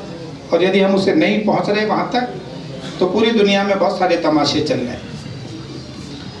जो जमेगा वो उगेगा। और एक बात और कहता हूँ, राजू भैया यहाँ बैठे हैं, मैं इन्हें राजू भैया बोलता हूँ प्रेम से, राजेश कुमार, ये बहुत संवेदनशील हैं, बहुत बहुत संवेदना जीते हैं। धर्मवीर जी 3000 से ज़्यादा गणेश के, भगवान गणेश के चित्र बनाए इन्होंने, और world wide record, Asia book of record, Limca book of record सबसे जुड़े रहे हैं। और इस सब के बावजूद कविता संवेदना के प्रति, जब कोई कभी कविता पढ़ता है वो ताली बजाना भूल जाते हैं, केवल उनके हृदय का तार वहाँ शब्द से जुड़ जाता है। पिताजी का स्मरण, पिताजी नहीं पता मुझे किसी कवि सम्मेलन में गए होंगे, लेकिन चौधरी जिले सिंह जी एक ऐसे व्यक्ति थे, यदि किसी ने उनसे कहा कि एक तरफ सच्चाई है और एक तरफ 1 करोड़ रुपए रखे हैं, दोनों में से किसको चुनोगे, तो उन्होंने सेकंड का 100वां हिस्सा लगाए बिना ये तय किया कि मुझे सच्चाई को चुनना है। तो ऐसे एक महामनीषी जिनकी आत्मा इस पूरे क्षेत्र में निवास करती है, उनके लोग आज भी उन्हें याद करते हैं, उनकी याद में हम उनको स्मरण कर रहे हैं। मुखिया भैया से आग्रह करूंगा कि वो आ जाए जरा, मैं ये इंतजार कर रहा था। शैलेश भैया आ जाओ, बहुत देर का प्रोग्राम नहीं है, हमारे परिवार के सब बड़े यहाँ बैठे हैं। मुखिया जी हमारे राजनीति में भी बड़ा शिखर रखते हैं और शायरी को बहुत पसंद करते हैं। वर्मा जी बैठे हैं, मैं थोड़ा सा वातावरण मेरे अनुकूल हो जाए तो मैं वो कविता सुनाता हूँ, बहुत छोटी सी एक रचना, मेरे साथ रहिएगा अब थोड़ी सी देर, बहुत थोड़ी सी देर। जो जमेगा वो उगेगा, जो उगेगा वो बढ़ेगा, जो बढ़ेगा वो फलेगा, जो फलेगा वो कटेगा। आपके पास शाखों पे फल नहीं लग रहे हैं तो कोई लेने वाला नहीं आएगा। जो जमेगा वो उगेगा, जो उगेगा वो बढ़ेगा, जो बढ़ेगा वो फलेगा, जो फलेगा वो कटेगा, जो कटेगा वो बनेगा, और जो बनकर सबसे अलग दिखेगा, इतिहास अपने पृष्ठ पर सिर्फ उसी का नाम लिखेगा।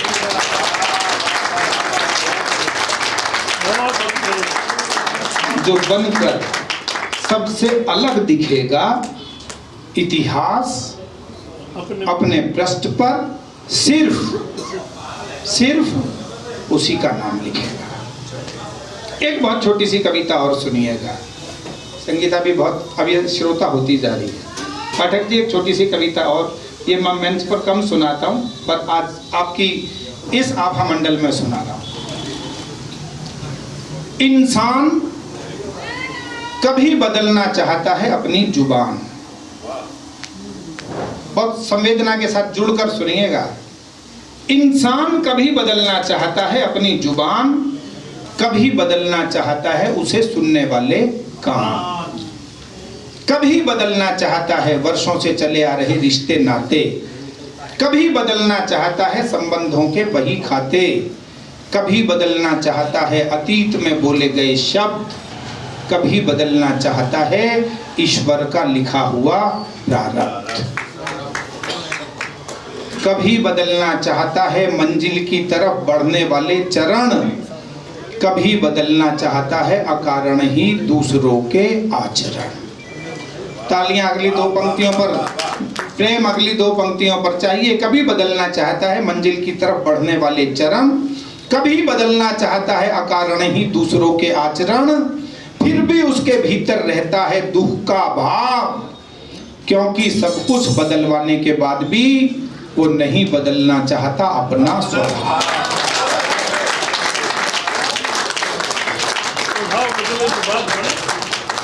क्योंकि सब कुछ बदलने के बाद भी वो नहीं बदलना चाहता अपना स्वभाव। एक बहुत छोटा सा गीत सुनाता हूँ, मुखिया भैया सोचेंगे ये खत्म करे तो मैं बात खत्म।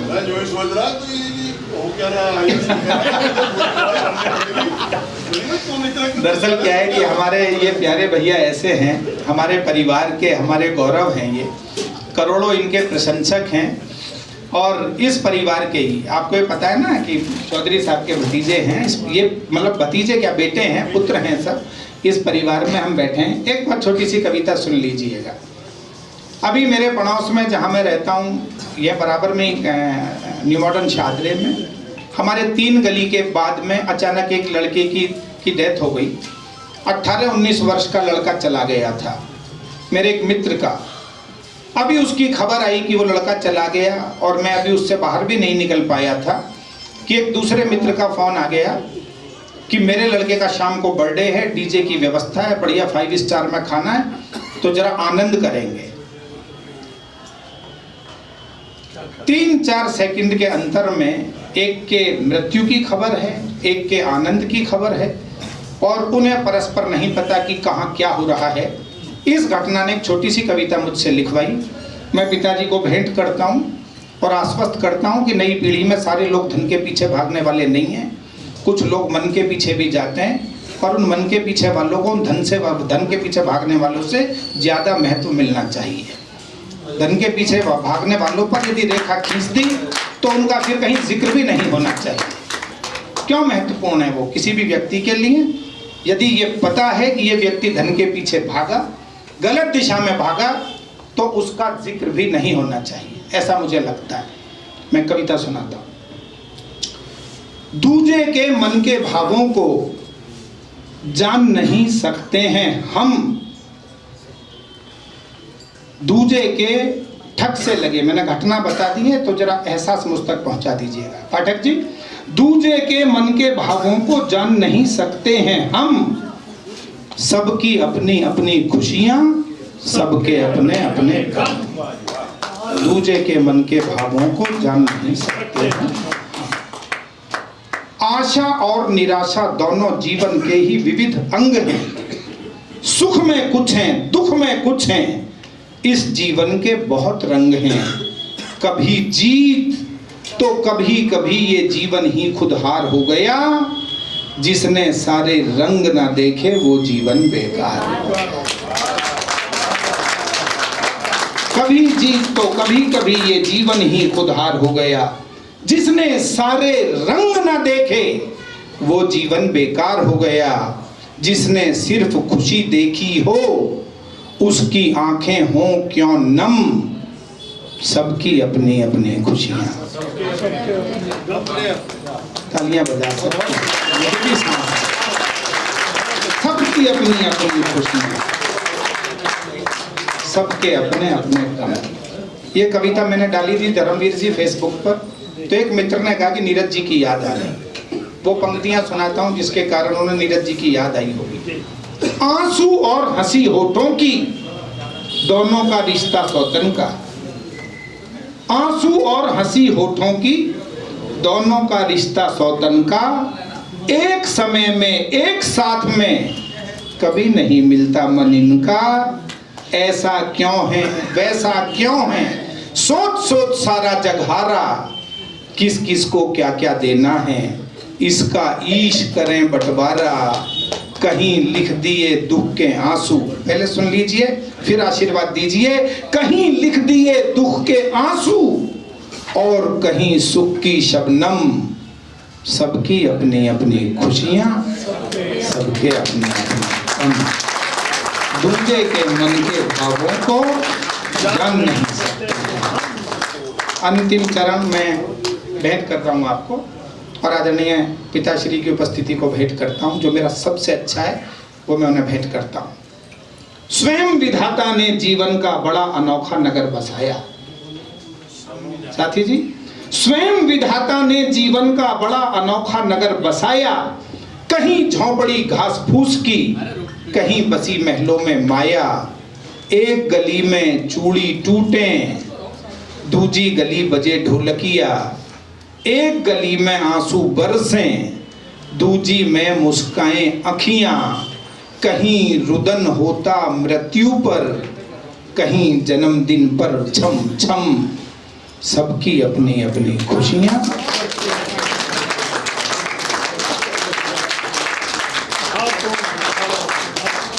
सबकी अपनी अपनी खुशियां, सबके अपने अपने गम। दूजे के मन के भावों को जान नहीं सकते हैं हम।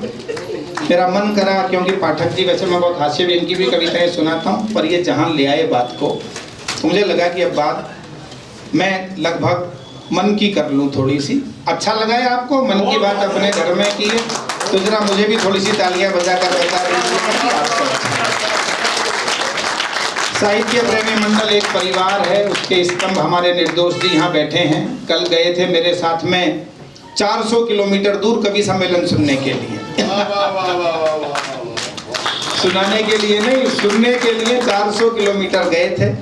ये पी के आजाद साहित्य सचिव हैं, हमारे पंकज भैया बैठे हैं, सुशील भैया बैठे हैं, तमाम लोग, सुरेंद्र वर्मा जी आगे से जाकर पीछे बैठ गए।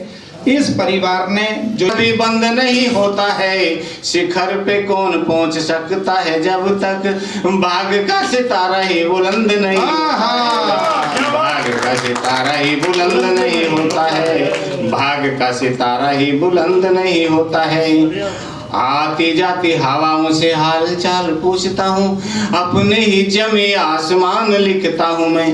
वाह वाह। सीमा के प्रहरियों का जिक्र अच्छा लगता है, कृषकों के खेत खलिहान लिखता हूँ मैं। भीड़ भरे चौराहों पे खूब लिखा करता हूँ, कभी कभी गलियां वीरान लिखता हूँ मैं। आम आदमी का दर्द दिल को कचोटता है, आम आदमी की दास्तान लिखता हूँ मैं, आम आदमी की दास्तान लिखता हूँ मैं। कुछ भोगे हुए सच का एहसास सुनाता हूँ, आने वाले कल का आभास सुनाता हूँ। कुछ लोग यूं कहते हैं संजीदा शायर हूँ, कुछ लोग यूं कहते हैं संजीदा शायर हूँ, कुछ लोग यूं कहते हैं बकवास सुनाता हूँ। कुछ लोग भाई साहब मना करे कि नहीं बकवास नहीं सुनाना। चलिए मुझे विश्वास हो गया। और लेकिन मैं कहना चाहता हूँ, अभी पाठक जी का रंग मेरे ऊपर से उतरा नहीं। तूफानी झंझावातों में रिश्तों की बात करते परवीन कि परिवार है, बार बार ये करे परिवार है परिवार है परिवार है।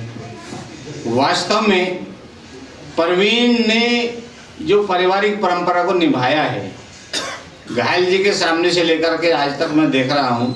मैं भी साहित्य प्रेमी मंडल का संस्थापकों में से ही हूँ, लेकिन जो इन्होंने सिंचित किया है इस साहित्य प्रेमी मंडल को और इस परंपरा को, पारिवारिक परंपरा को, उसके लिए बस मैं एक बात कहना चाहता हूँ। इनके लिए 4 पंक्तियाँ। जोड़ने की कला इनके अंदर बहुत अद्भुत है, जोड़ने की कला, और ये सब में नहीं होती है। वरना तो हो क्या रहा है, दौड़ दौड़ दौड़ बस दौड़ की लगी है होड़, दौड़ दौड़ दौड़ बस दौड़ की लगी है होड़, दौड़ दौड़ के भी ठीक दौड़ नहीं पाए हम। जिसे नहीं छोड़ना था उसे छोड़वाए कहीं, जिसे छोड़ना था उसे छोड़ नहीं पाए हम। गैरों के जगाने में ही जिंदगी गुजार बैठे, अपने आप को झंझोड़ नहीं पाए हम। पुल और सड़कें तो सैकड़ों बना ली, पर आदमी को आदमी से जोड़ नहीं पाए हम। आदमी से जोड़ नहीं पाए हम। खुद हमने ही खुद को कुएं में ढकेला है, खुद हमने ही खुद को कुएं में ढकेला है। मानो तो जीवन है वरना ये झमेला है। पत्थर के शहरों की कुछ ऐसी फितरत है भीड़ बहुत लेकिन इंसान अकेला है भीड़ बहुत लेकिन इंसान अकेला है। तूफानी झंझावातों में कश्ती खेना भूल गए, तूफानी झंझावातों में कश्ती खेना भूल गए। इज्जा पिज्जा खाकर घर का चना चबेना भूल गए, इज्जा पिज्जा खाकर घर का चना चबेना भूल गए। हरियाली खेती रिश्तों की दिन दिन सूखी जाती है, शायद हम रिश्तों की जड़ में पानी देना भूल गए। वाह वाह, शायद हम रिश्तों की जड़ में पानी देना भूल गए। बस चांदी की चकाचौंध में, बहुत अच्छे, बस चांदी की चकाचौंध में मिलना जुलना भूल गए। कहाँ बैठते हैं हम इस तरह से। बस चांदी की चकाचौंध में मिलना जुलना भूल गए, अभिमन्यु से चक्रव्यूह में फंसे निकलना भूल गए, ऊपर उठने की चाहत में गिरे संभलना भूल गए, यूं तो गए चांद तक लेकिन जमी पे चलना भूल गए, यूं तो गए चांद तक लेकिन जमी पे चलना भूल गए, यूं तो गए चांद तक लेकिन जमी पे चलना भूल गए। जीवन की जोड़ तोड़ समझ में आई नहीं, जीवन का जोड़ तोड़ समझ में आया नहीं, यूं ही बस गुणा भाग करते चले गए, करके जतन भी न कर पाए शुद्ध मन में विकार और भरते चले गए। पढ़ पोथियां भी पहुंच न पाए कहीं, पढ़ पोथियां भी पहुंच न पोथियां भी पहुंच न पाए कहीं, चढ़नी थी सीढ़ियां उतरते चले गए। जीवन का मकसद तो कब के ही भूल गए, जीवन का मकसद तो कब के ही भूल गए। बिना मकसद आगे बढ़ते चले गए। अच्छा, बजा अब मैं बताइए रहो तो अच्छा है, कोई जान को रोग लगा लोगी, तुम यहीं रहो तो अच्छा है, दिल्ली में चलकर क्या लोगी, तुम यहीं रहो तो अच्छा है। बोले क्यों? मैंने कहा सुन क्यों। है लंबी लाइन राशन की, ऊपर से शक्ति शासन की। अब तो ये बंद हो गया राशन वाशन की लाइन लगना, लेकिन लाइन लगती थी उस समय। ये लंबी लाइन लगती। गांव का नाम और बता दो अपने का, जो गांव है अपना। मेरा गांव दत्तनगर। दत्तनगर, हाँ इसीलिए तो मेरी क्लास में एक बच्चा आता था और वो एक दिन एब्सेंट रहता था, और जब मैंने उससे पूछा है तू क्यों कहाँ रहता है, एब्सेंट क्यों रहता है, क्यों नहीं आता, ना जी मैं तो राशन लेने जाता हूँ, सारा दिन लाइन में लगा रहता हूँ, और सारा दिन में लाइन में लग करके जो है राशन मिलता है, तेल भी उस लाइन से मिलता था। तब मैंने कहा है लंबी लाइन राशन की, ऊपर से शक्ति शासन की, जब तक नंबर आ पाएगा कुछ दाम और बढ़ जाएगा। वाह वाह वाह। हम कुछ भी बोल नहीं सकते, लब जरा भी खोल नहीं सकते, ऊपर तक हिस्सा जाता है ये पूरा तोल नहीं सकते, ऊपर तक हिस्सा जाता है ये पूरा तोल नहीं सकते। कांधे पर 4-5 थैले, कांधे पर 4-5 थैले, तुम कितना भार उठा लोगी, दिल्ली में चलकर क्या लोगी, तुम यहीं रहो तो अच्छा है। जी आदरणीय प्रीतम सिंह जी, प्रीतम जी और आदरणीय IAS अधिकारी के पाठक साहब, और अध्यक्षता कर रहे आदरणीय साथी जी, और संचालन कर रहे पूरे देश और दुनिया में विख्यात मेरा भाई, बहुत लाडला भाई प्रवीण शुक्ल जी,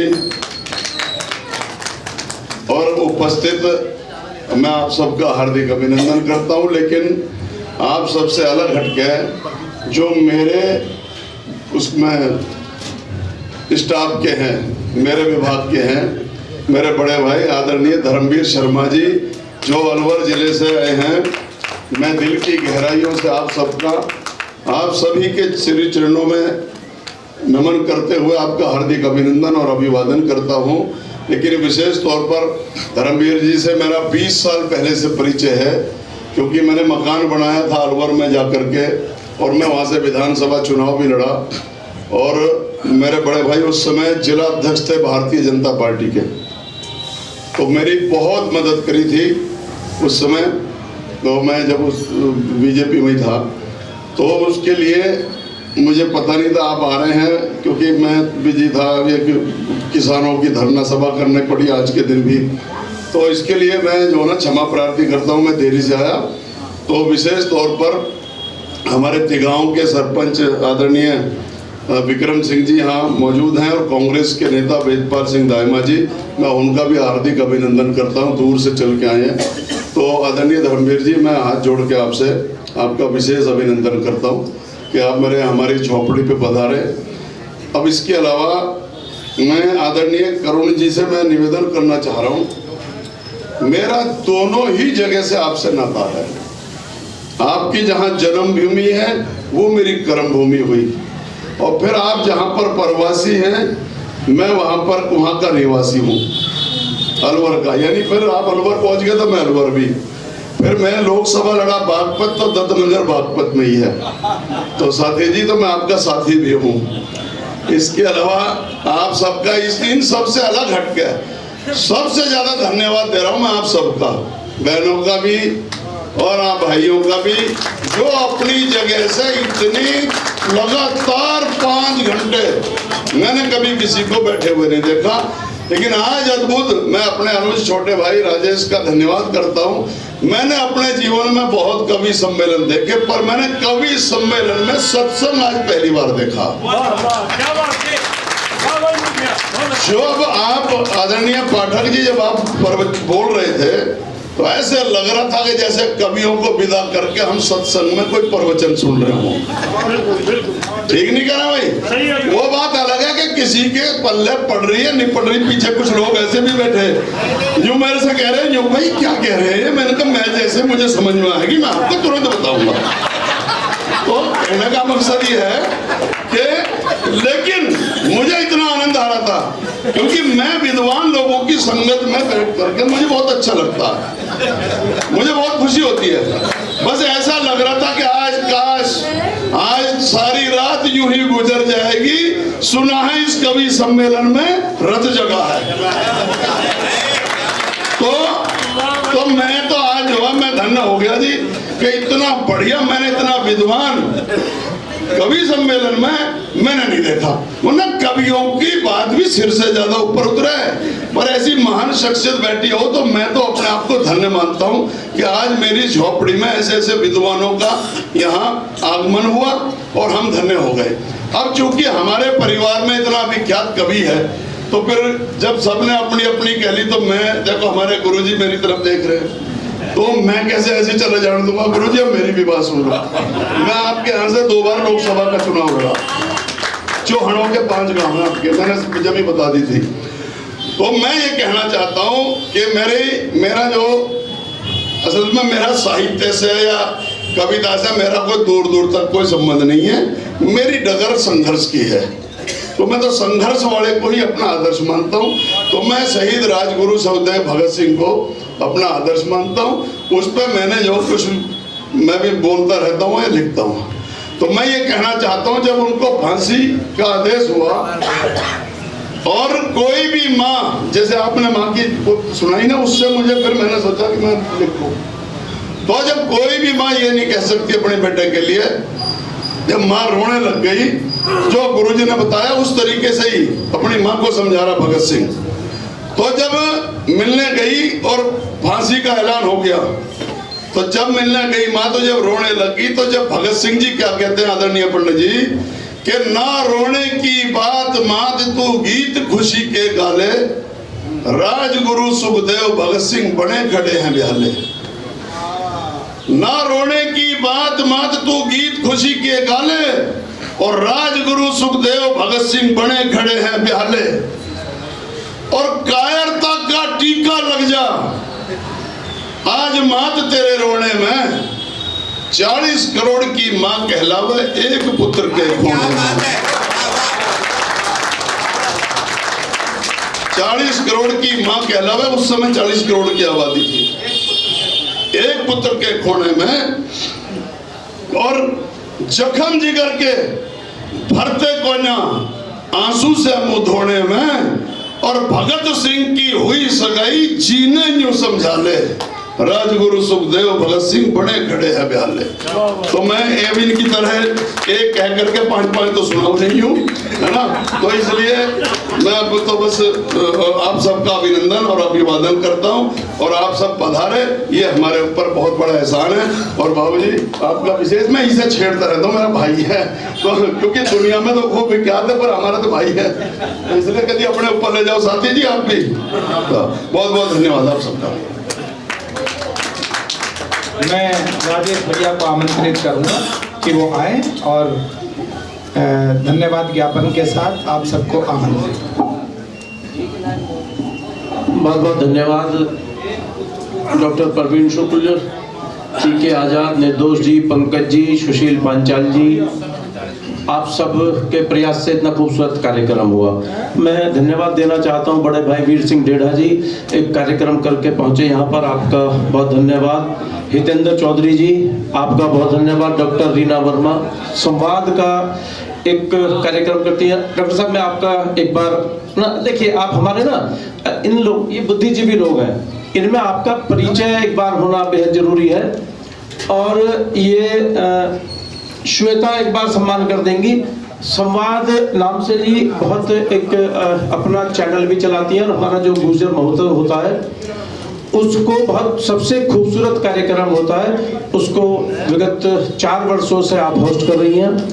आप सब लोगों ने इतना समय दिया, इसके लिए आप सबका बहुत बहुत धन्यवाद। और इसके बाद आप चाय पाने की व्यवस्था है, आप बोले। बहुत धन्यवाद।